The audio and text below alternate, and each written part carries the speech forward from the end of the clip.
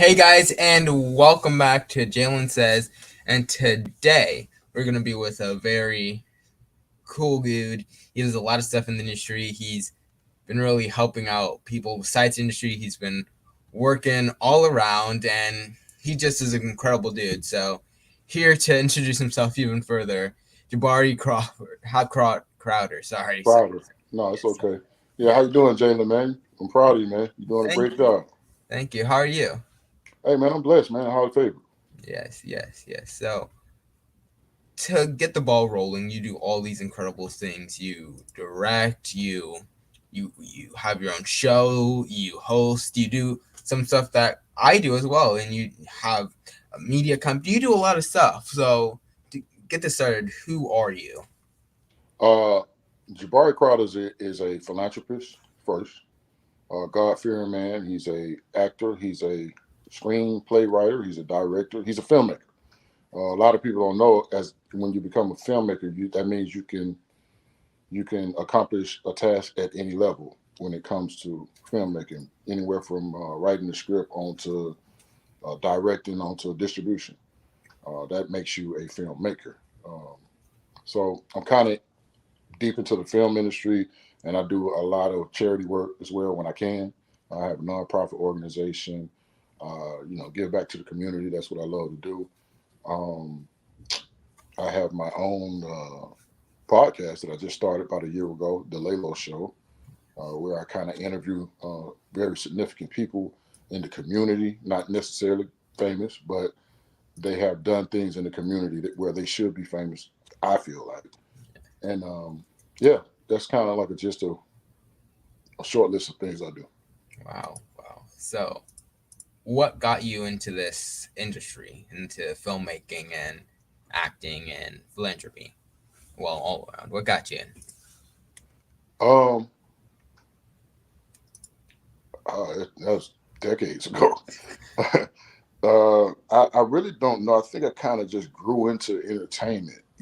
Of course, like most of us, I started out doing music, rapping, and that started at a young age. So it kind of progressed on there. And when you're in the industry and you're moving around and you start to meet people and networking, you start realizing you have other talents and you try that and then you try this and you try that and you just kind of go just many different places. So I would say ever since I could maybe talk, I've always wanted to be in the entertainment industry. Wow, that's that's incredible. So did you always think of it as your life going to be entertainment, or was it focused on rapping, music producing, or just making music? Well, in the beginning, it was just the rapping. I think the first time I tried to get signed was when you ever heard of the group Crisscross rap group? No, I haven't heard of them. I You might have haven't heard heard of of Crisscross? You should Google them. But Crisscross, that was the era where I kind of like I really wanted to get signed. I even did a demo tape, and I found out where Jermaine Dupri stayed.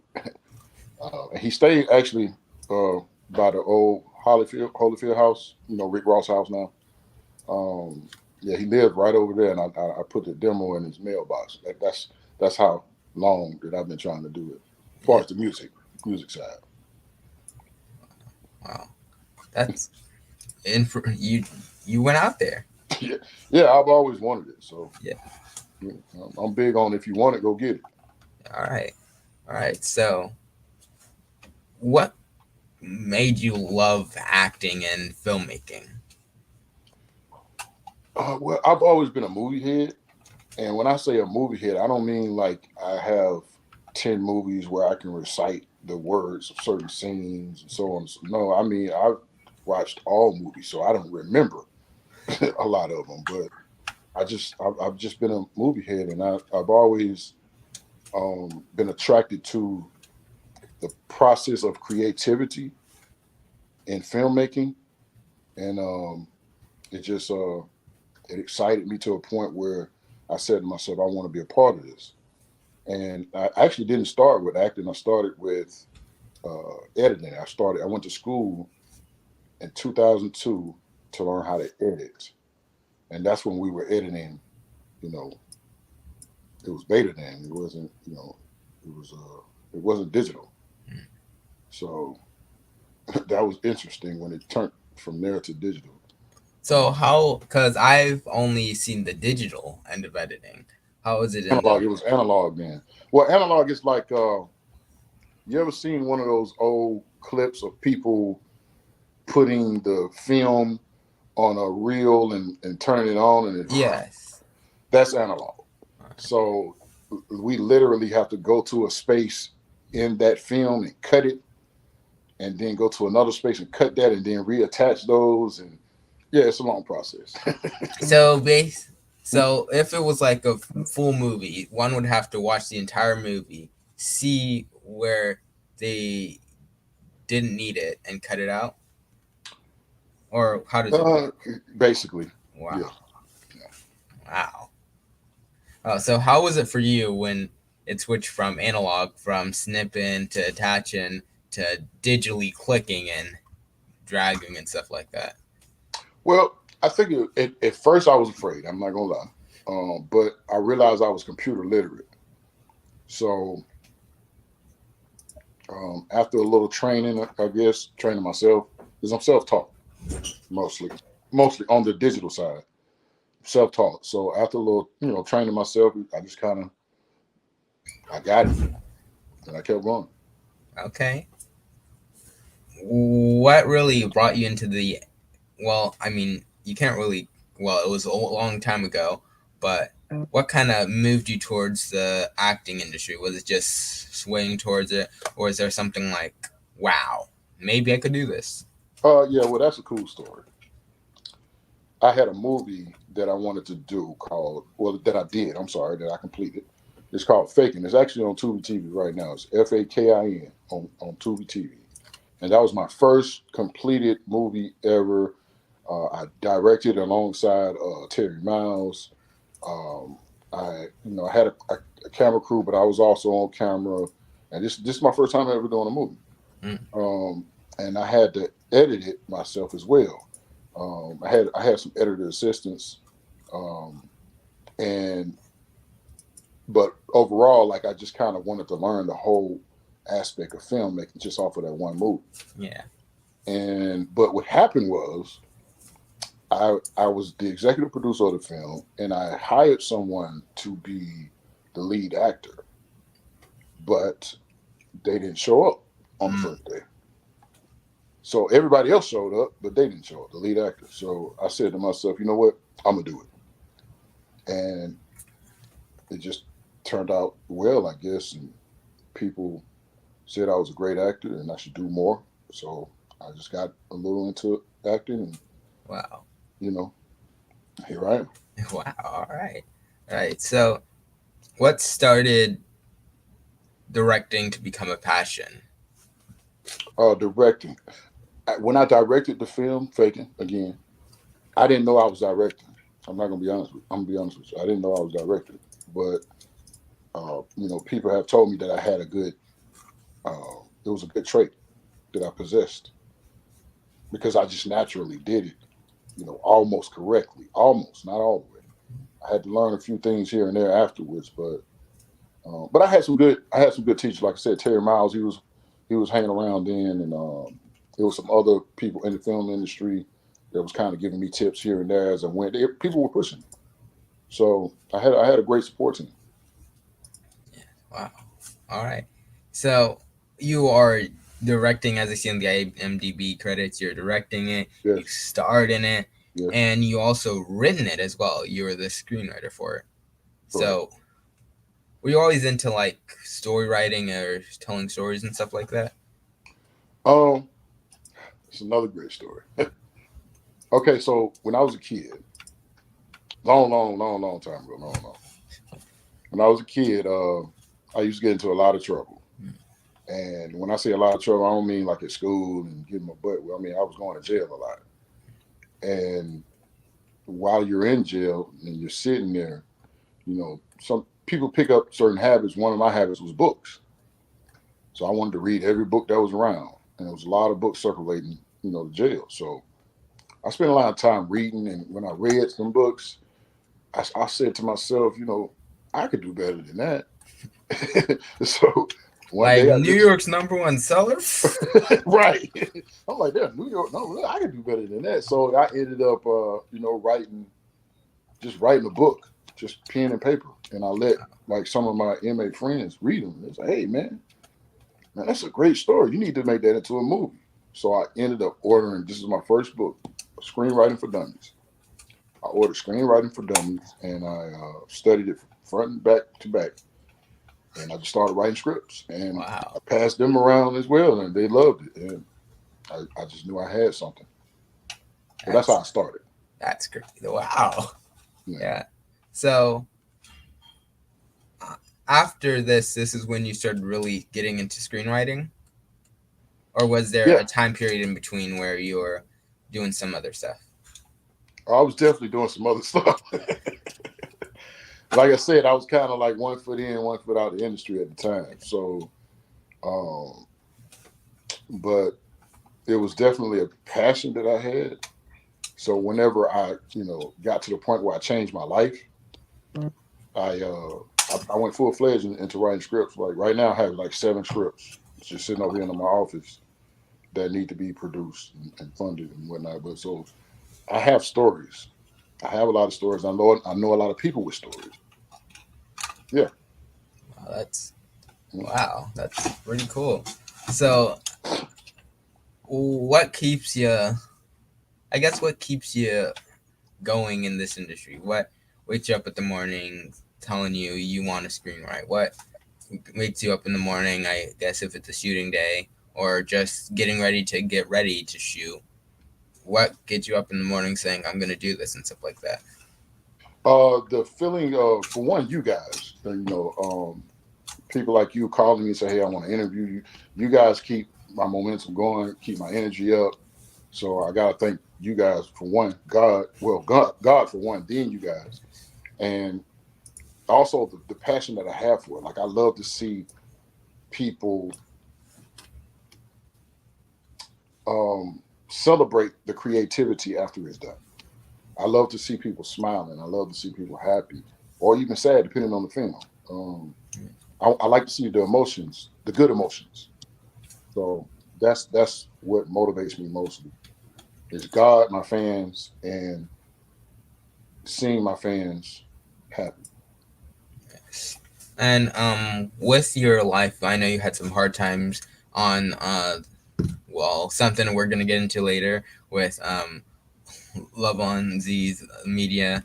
Low But visions, low yeah, visions media. yeah. All right, Love Vision's media. All right, Yeah. we're gonna Oh, talk see, about that. We're gonna they talk call about it. that.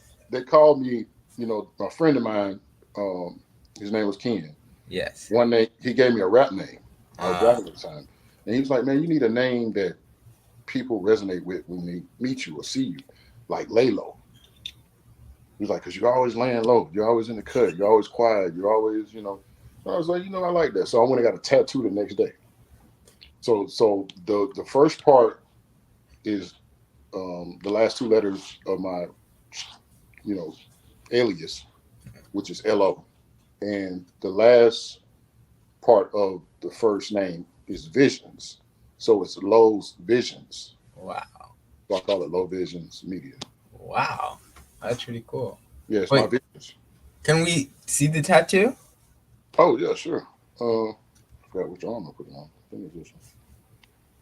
Wow, that's pretty cool. We're gonna get Yeah. into Love Vision's media. Well, no, this is my name, Low Visions. Yeah, I mean Laylo. This is the name, Laylo.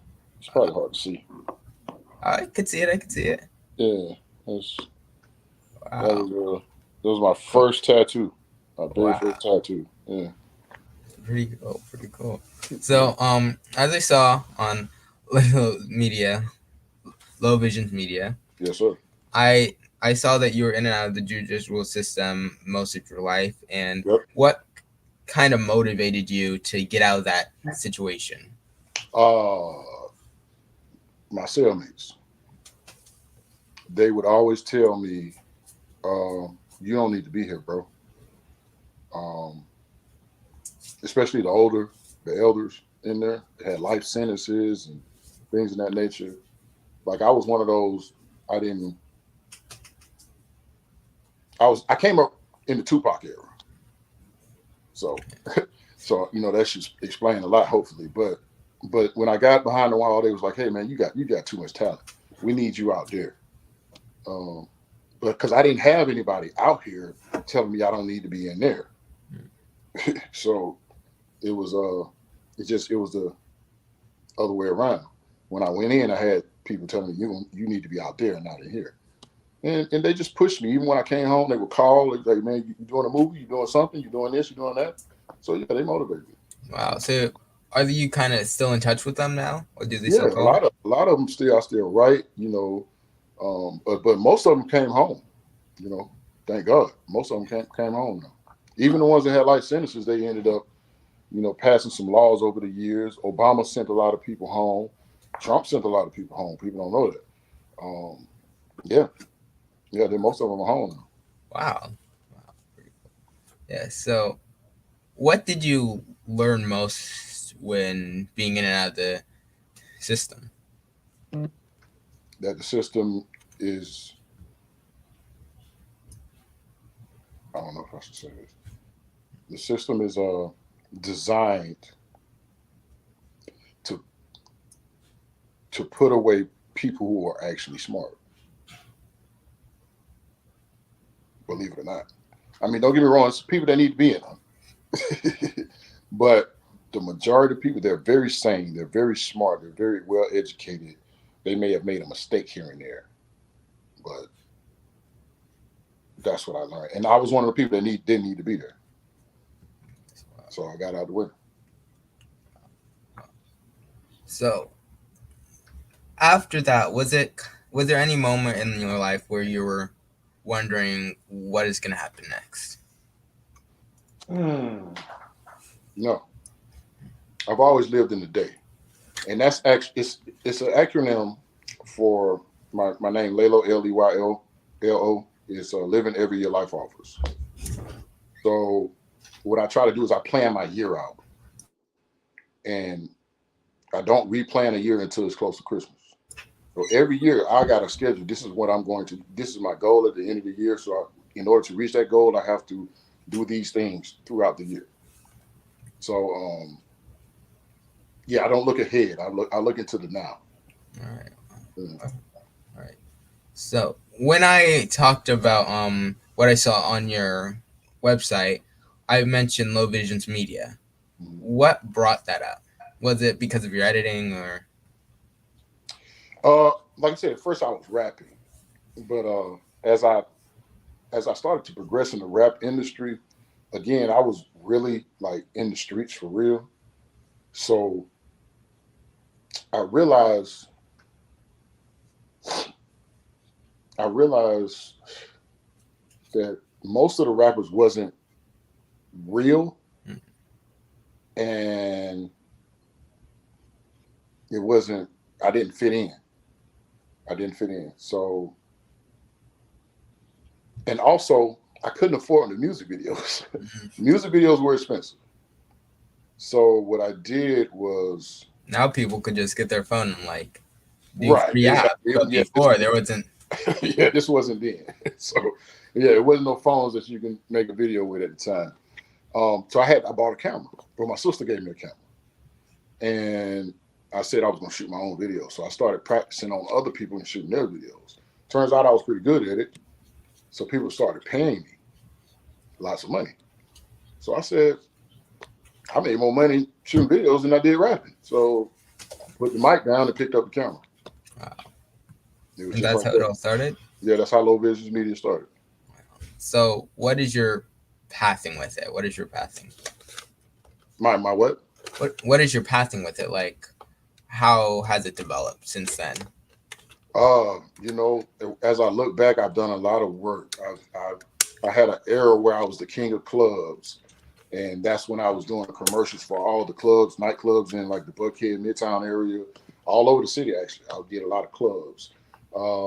I did a lot of commercials. I did a lot of a community work. I did just filming, like whatever was interesting.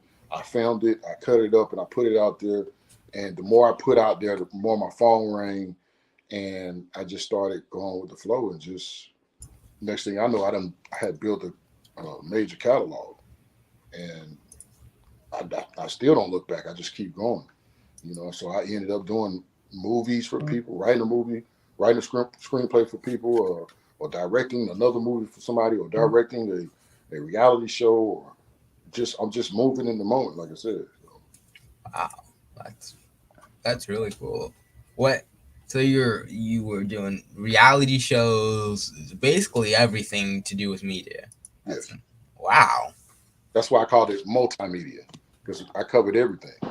You That's know, if it was something going on politically, I'm showing up with the camera. If it was a birthday party or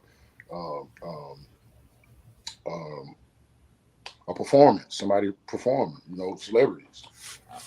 Like I said, the club, you know, sometimes I follow people who want to celebrate their birthday. You know, it's just me. It was all content to me. It's like I just love creating and seeing people react off the finished result. that's wow. Miss Karen Livingston, do you have any kids slash family? I'm guessing nephews and nieces, because I know you just talked about your sister who helped get you that camera.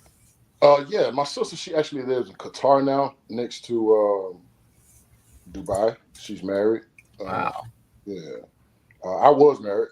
Um, Currently at the tail end of a divorce, but I have three kids of my own, and I have about four kids that I claim from previous marriages because they didn't have any male figures in their lives. So I would say seven in total. Wow. Uh, but I'm single. So your father figured it's 7 children. No, I fathered three, but I'm a father figure to seven. Yes, you're right. Yes. Wow. So does anything that you do kind of have an influence on them? I know, like from a philanthropy side, most definitely, because you're helping them father figure. But does anything from the media side kind of, I guess, get with them? Yeah, they all have them. They all have the talent. One of my son, my eldest son, he has the talent. He won't admit it, but he got it from me.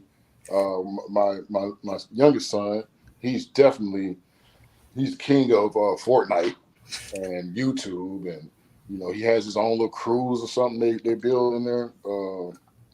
Yeah, he's just gotten into the sports one, the 2Ks. My daughter, she's only 7, so she's kind of just still working the tablet thing, but she got it down pat. She knows what she's doing. Yeah. Yeah. Wow. So they all have it. So My son's speaking of, editing now. My youngest son, he's editing now. wow, that's Yeah, wow, editing his own videos. yeah, he's just 10. I actually at 13, I want him to be just like you at 13. Oh, thank you, thank you. Wow. But you're talking about how Fortnite, 2K, tablets, all these things. How was it from being in the analog era to transferring to the digital era? Not just editing, but in general. Well, the analog area, we didn't even have camera phones. So if you didn't watch it on your TV or in the movie theater, you didn't see it. We didn't have billboards that flash and have moving. Yeah, unless you got it in the mail or saw it on the news, it was like, what? Yeah, That happened? yeah, Wow. yeah. If you didn't read it in the newspaper or saw it on the news, you didn't know about it. But now you can just pick up your phone and all of a sudden everybody knows. Yeah. But that's probably the biggest difference from analog to digital. Digital is instant information. Analog is gonna be a minute. What most surprised you with the digital era with technology and stuff? Because we have smartphones now, just computers that you could carry that don't weigh 50 pounds. You have VR headsets, stuff like that. So, what really, I guess, amazed you when this all started happening? Well, I've been like a tech head for since I was a kid. So a lot of the things that you guys are seeing now, I seen it coming. Like one of my favorite movie was E.T. It was my first movie. Oh, It was E.T. So if you look at the movie, it's technology in that movie. So And I always knew whatever you see in the movies is going to come into fruition eventually, if it's not already there. I always knew that. So the transition didn't shock me or surprise me. I was actually waiting on. There's a lot of stuff I'm waiting on now to happen. You know, I was always a Jetsons fan or a Flintstones fan. And believe it or not, a lot of technology that's in there has come to pass. The Simpsons, a lot of that technology that's in there has come to pass. Emphasis on the Simpsons, and yeah, so a lot of stuff didn't surprise me. I seen it coming. What do you have any plans of influencing kind of a digital change? Well, not change, but influencing stuff to happen, I guess, either faster or, I guess, adding stuff to the digital catalog that's happening, like technology wise? Uh, yes. So um, we this planet is a type zero civilization, and it's going to take technology for us to advance to a type one civilization. And a type one civilization is basically a world that is operated mainly off energy from the earth. The wind, the water. For example, let's say, what are those sun things you can put at the top of your Oh, solar panels? solar panels? Yeah. Your mind's gone. Solar panels, the perfect example. There's going to come a time where all homes are solar panel, and that would push us into a type one civilization. There's going to come a time where electricity is created by water per se, and that's when we're a type one civilization. And we're not going to depend on gas and fuel and things like that. That harm the atmosphere stuff. So I'm kind of like pushing for that. I'm helping us advance. All right, wow. Yeah. All right. So, what really, since we're all on this, I'm going to get back to your career and stuff later, but what really do you want to see happen with technology at the moment?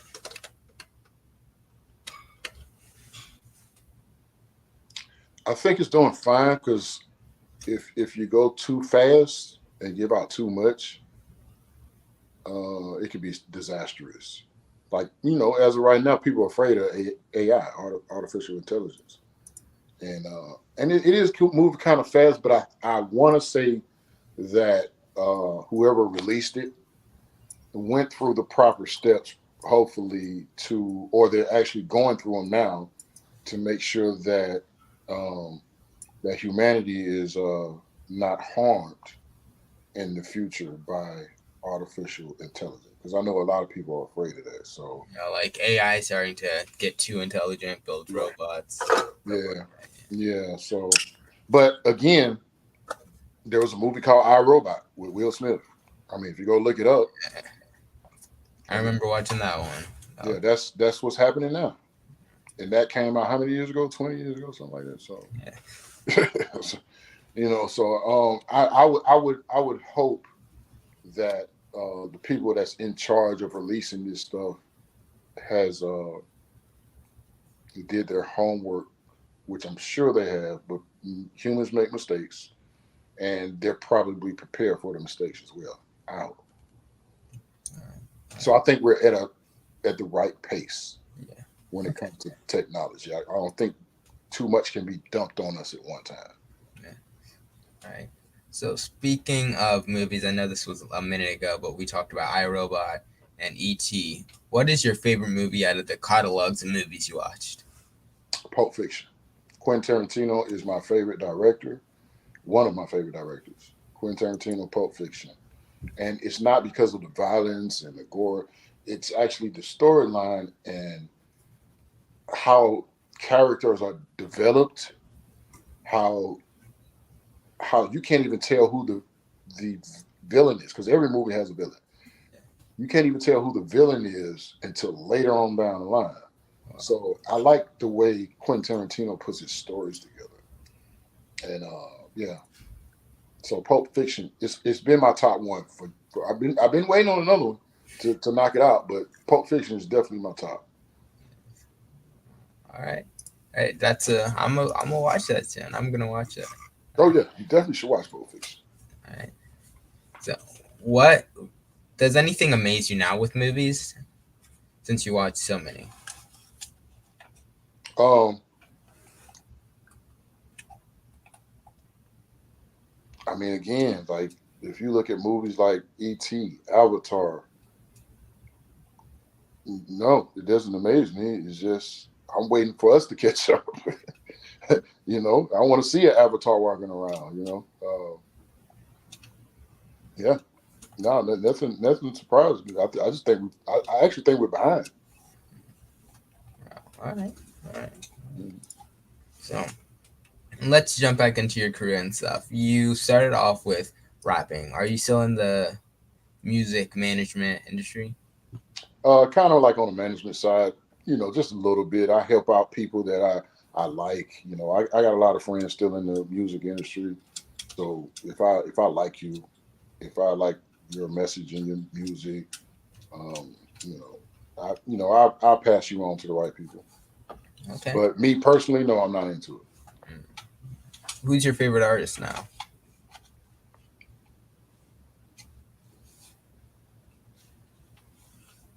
Tough pick.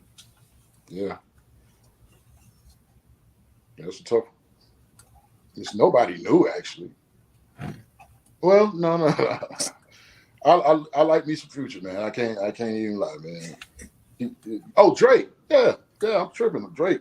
People talk um down. I've seen people talk down on people who listen to Drake, but everybody listens to Drake. Like I don't know. I don't understand what people be talking about because you look at his numbers. I mean, it's not rocket science. Everybody listens to him. Probably secretly. But no, he be spitting some real bars, and they're clear. You understand them. They're easy to memorize. But he really be. Can I cuss on here? uh, Okay, yeah, he be really popping his stuff. You know what I mean? He pop his stuff. So I really rock, and everybody that he rocks with, 21 Savage, Future, everybody that he gets on the song with, I rock with all of them as well. I would love to see a Drake and Andre 3000 song. I would love to see that. who is that your? Would that be your dream collab between artists, or what is your dream duo? If two artists, I guess, alive or dead, who would you want to see make music together? Mm. Rest in peace, Tina Turner. Uh, Rihanna and Beyonce. All right, I see that. I see that. Yeah, Rihanna and Beyonce. I want to see because they're so different, but the same. Like you can literally make two different videos and put them into one video dealing with them, depending on the song. If they make a song like that, will both of them just be in their cells and mesh them together? Mm. All right. With Drake on the remix, that's gonna and Future on the remix. That's gonna go out of here. That's out of here. All right. All right. All right. Okay. So you're all these things: filmmaker, actor, director.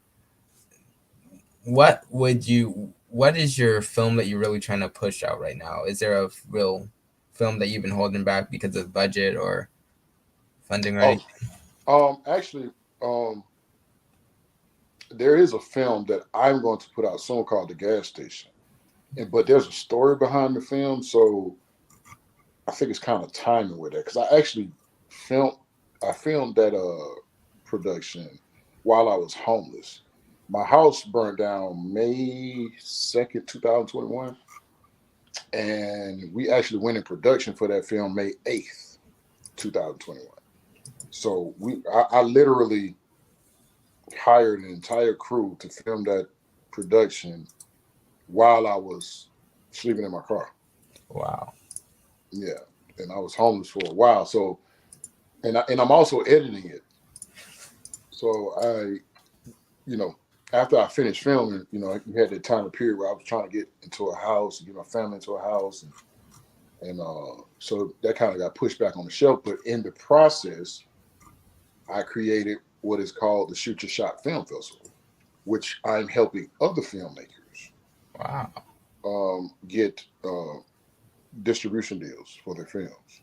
So yeah, if you Google Shoot Your Shot Film Festival, it pop right up, and it's a film festival that helps um, your average filmmaker, advance into the Hollywood sector.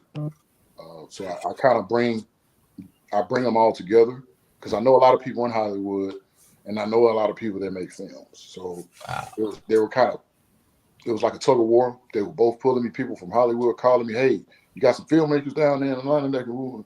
And then I had filmmakers like, hey, you know anybody that can help us get this film out? And it was just a bunch of phone calling and meeting up with people. I said, listen, why don't I just make a film festival and put y'all in the same room? And y'all have at it. And that's what I did. Shoot your shot film. That's why I called it come on and shoot your shot. That's incredible. Yeah. So, how often does this happen? It's an annual film festival. It's coming up again in September. Our first one was last September. Like I said, if you Google Shoot Your Shot Film Festival, you get all the information on it. But it's coming up in September again. And I had a lot of guests on the panel. I had people who, of course, distribute movies and films. I had people who were cybersecurity for like Netflix and Apple and Amazon. So it's an opportunity for people to learn a lot. I have a lot of filmmakers there that was on the panel, and it just gives a lot of people a lot of opportunities. Like I said, my job was just to put them all in one room and let them shoot their shots. Yeah. So yeah. So you're talking about this is kind of philanthropic work, which is you're a philanthropist, you do help the community, and what brought you into that space? Well, my mom, rest in peace. She she was always a philanthropist. So in Atlanta, we have like this community centers where they feed the homeless and all that. Kind of like Jose Williams feed the homeless. We have community centers in Atlanta. She worked for all of them. She's worked for Jose Williams. And I would just be with her when I was young as she did a lot of community work. And, of course, I had to be a part of it too at times. Boy, grab that box, give it to those people, that type of stuff. So it was kind of just instilled in me to always help people because I've seen all types of people, all types of lives. And that's why I don't judge people because you never know what people's been going through. And I've seen people actually go through a lot. And they're soldiers just to even still be alive in some cases. So I try to help those. That's why I started my nonprofit organization, Low Visions Media Center. So I have three companies. I have Low Visions Media, which is the production company. Yeah. I have Low Visions Media Center, which is the 501c3 nonprofit, and I have Shoot Your Shot Film Festival. Wow. Which is the LLC. So I have those three companies, which are all separate entities. But the Low Visions Media Center, we feed the homeless. We give out Christmas toys every year. Turkeys, we do all that. But we also have a feed the need program, which is feed the homeless. Reentry program for people that's coming out of prison and need to learn technology. GED program, we teach you things that you might need to pass the GED. But the main program is actually Shoot Your Shot Film Festival. Wow. Shoot Your Shot Film Festival is actually a program under the nonprofit. How do you manage all these? By myself. Wow. It's a tough task. And actually, I fell back on some of the stuff because my identity was stolen. recently. So when my mom died, rest in peace, she died actually May 15th last year, 2022. Sorry for your loss. Thank you. And I kind of went into a slump, and I just went to a dark place, and I just wanted to be alone from the world, and I separated myself from life. And in that process, somebody got a hold of my information and stole my identity. So I'm actually working on getting all that stuff taken care of now. But yeah, it's a hard task. It's a hard task, especially when you beginning. But I know I don't like to lose, so I'm always going to finish. All right. All right. So, what is your goal? What is your finish line for you? There is none. I don't. I don't. I don't have a finish line. I'm just keep going and elevating and until I'm called to the Most High. My job here is to help people. My job here is to create films and that teach people. My job is to teach people. Um, and I'm just going to do that until God says, "Okay, you're done." So So, I don't have a limit. what do you want people to know you as and remember you as? Now I'm just happy if they just remember me. All right. So, who is your biggest inspiration in your life? My kids. My kids inspire me because when I see them picking up some of the things that they just see me do that I didn't teach them, they just see me do it. Yeah, it just amazes me. It's like, wow. I'm like, come here, son. Let me show you something else. It makes me want to show them more. Yeah, so it's my kids, man, inspire me. Because I lost, like I said, I lost a lot of people. That includes my mother, my grandmother. When my house burned down, I lost. From that moment, I lost 15 friends. That moment up to now, 15 friends and family, and that included both my grandmothers and my mother. Well, my grandmother, she passed. One of my grandmothers, she passed a year before my house burned down. So we were kind of still grieving off of that. But Wow. after that, I just kept getting losses. And the last one was my other grandmother. Wow. I'm So sorry. I'm sorry for all your losses. How did you keep high God, spirits during this? God, God, God, just God. That's it. Just, just God. And how long was this time span? Well, 2 years since March 2021. Yeah, 2 years. Wow. Oh, what is your I guess what I'm trying to say, wait, I'm trying to get the word, I'm just sorry, but what do you believe is your end thing? What do you believe, not end goal, because I already talked about this. What do you believe is your true, I guess, meaning or true destiny? Purposely, my destiny. Yes. Just to be a part of because I can't change the world by myself, but I want to be a part of it. Hmm. That's my destiny. All right. Okay. So let's get back into some more things into the industry. Oh, when you first started acting, it was for your own film, which you kind of just jumped into. You didn't have any real, I guess, plans to. Did you have any plans to do acting before this? Actually, Before no. that? Actually, no. Wow. I didn't even know I could. I never tried. I never thought about it at the time. I was just like, that was just one of the moments. Like, ah, forget it. I'll do it. Why not? You know. Yeah. Like I got to get it done. Everybody's here. Somebody's got to do it. So let me do it. And I just jumped in there and actually, if you look at the film Faking, which is my first film, if you look at it in the beginning, you'll see that my actions are kind of a little terrible, like just the way I'm walking and all type of stuff. But as it goes on, you'll see that I adapt more It's into like it. riding a bike. Yeah.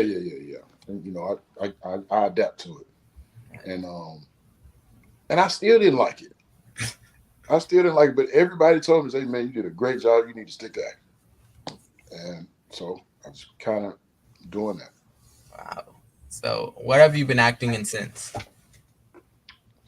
Oh, faking the movie, the story before the glory.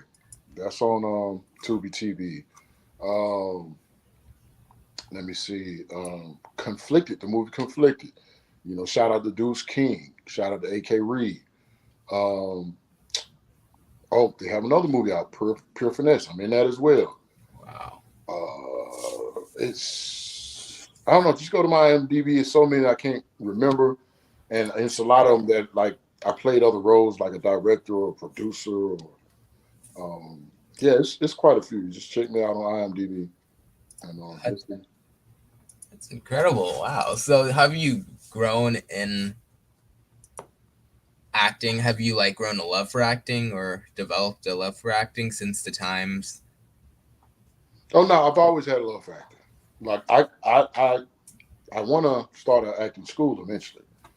Now I've always had a passion for acting. I mean, I have a passion for filmmaking, which is a conglomerate of all elements of acting. Yeah.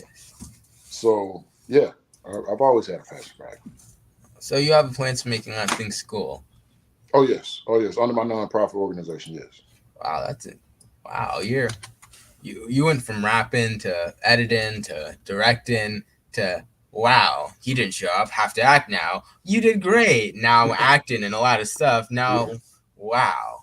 Well, because I went to prison between 2002 and 2012, and I created a photography class. So I actually taught photography in prison.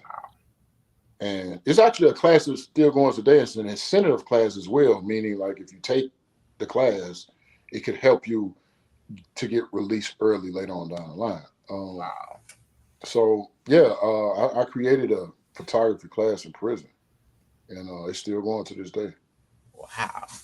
So yeah, I love teaching, and even when I do movies now, because you know how you all have all those people on your in your DMs. Hey, put me in, coach. You Yeah. know, all those people. So every time I do a movie, I grab a bunch of needles in the haystack that I feel have the talent, Yeah. and they probably don't know it, and I put them in the position. They always do well. Um, so I actually teach people how to make films when I make a film, and that starts from the acting all the way up to the producers and directors and editors, and you know that's if you know I get a team of people that know what they're doing to help me teach a team of people that don't know what they're doing. Yeah. Okay. All right. So on your website for Low Visions Media, I saw that you won a award called the Research Award. I'm pretty sure that's what it's called. Resurgence Award, yeah, Yes. it is. Resurgence basically means I changed my life. Wow. So when I came home from prison, I was nominated from somebody in the city. I don't know who it was, and I won the award.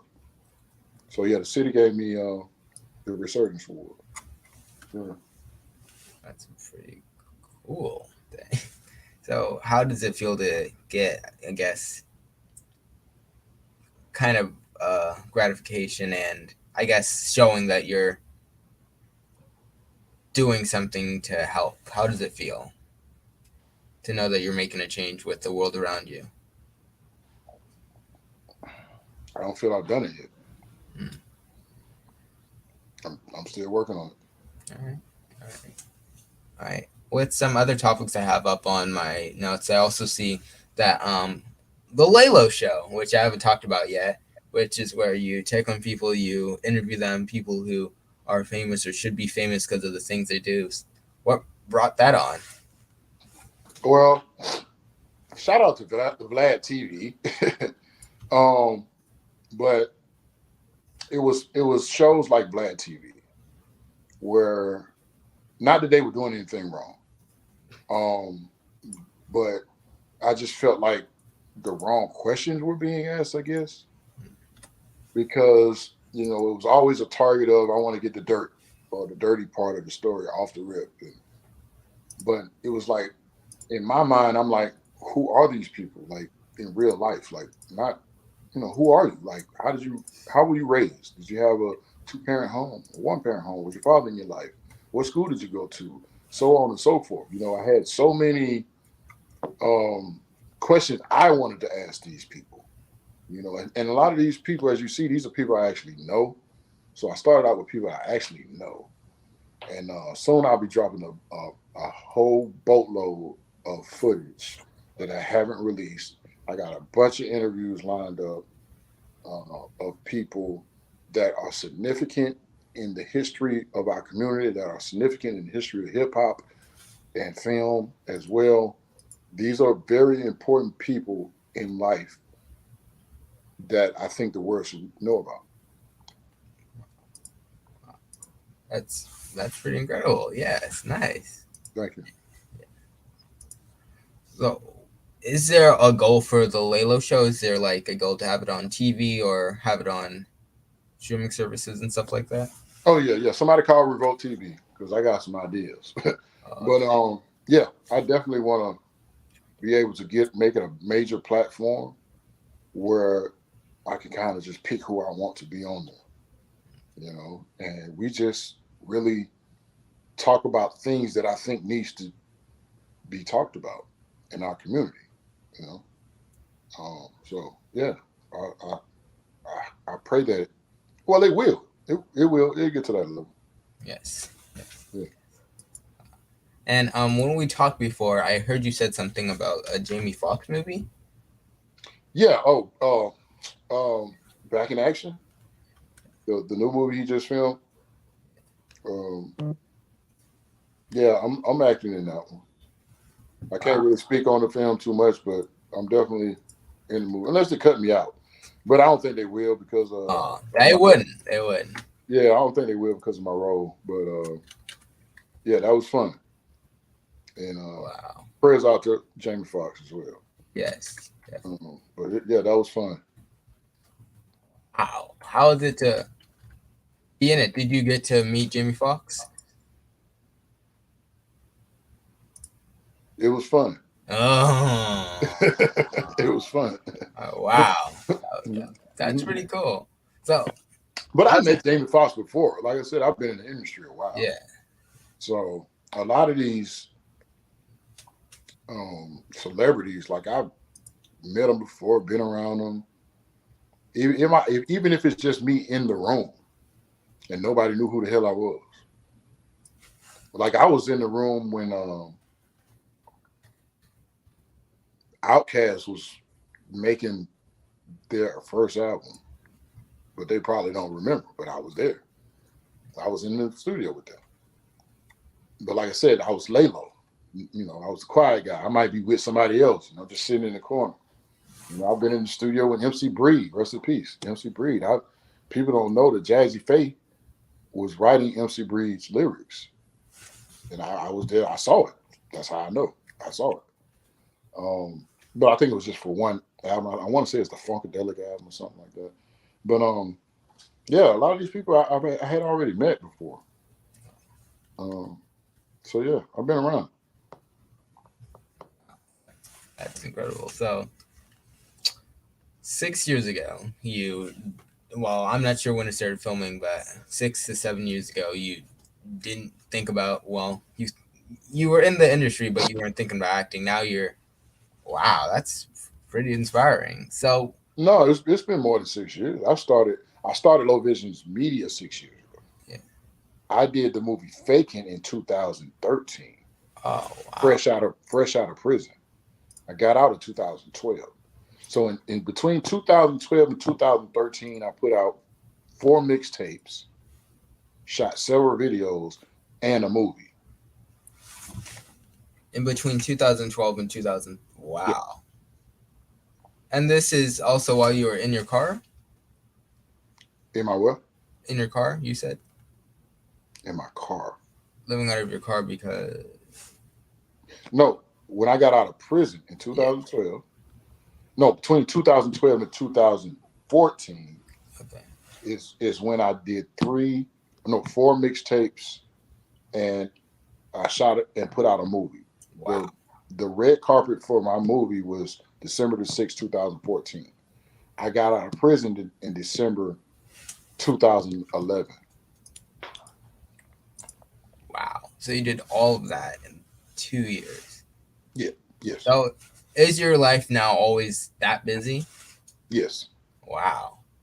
And you managed. Wow. That's pretty inspiring because you came up, you started rapping, then you kind of fell down, you lost your way, and you got back up, and now you're here. That's pretty inspiring. No, it's called life. You're gonna get to it, youngster. It's called life. You're gonna go up, you're gonna go down, man. It just depends on it's not how many times you fall, it's how many times you get up. So you gotta keep getting up. That's it.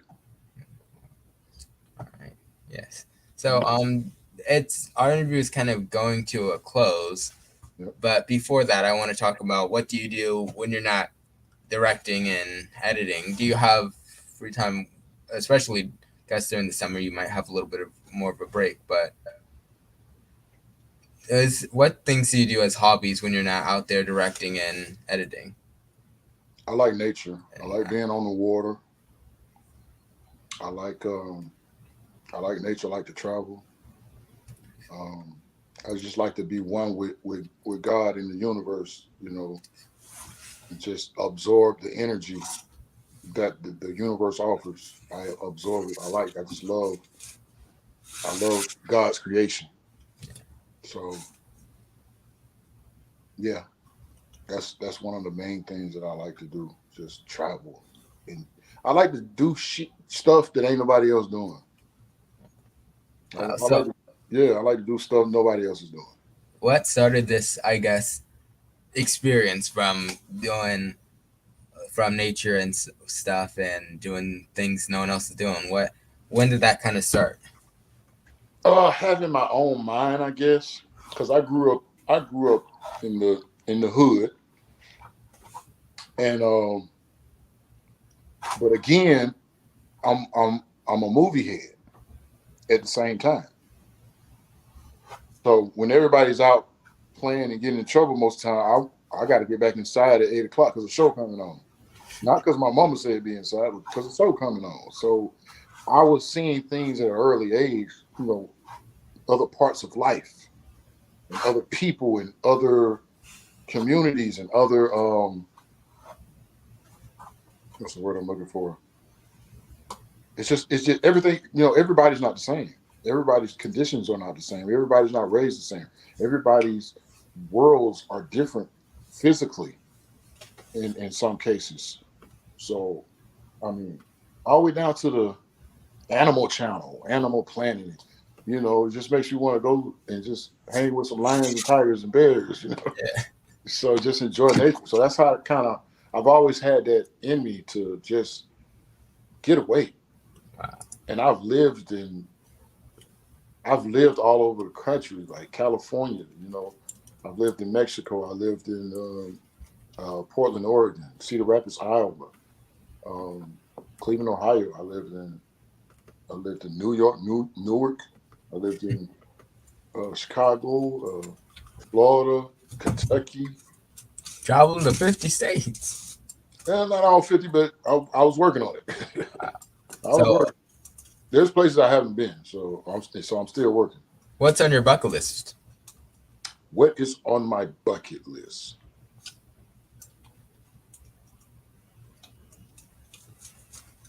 To create the school that we talked about, because it's going to be long lasting. It's a school. It's a school of technology. It's a school of advancement.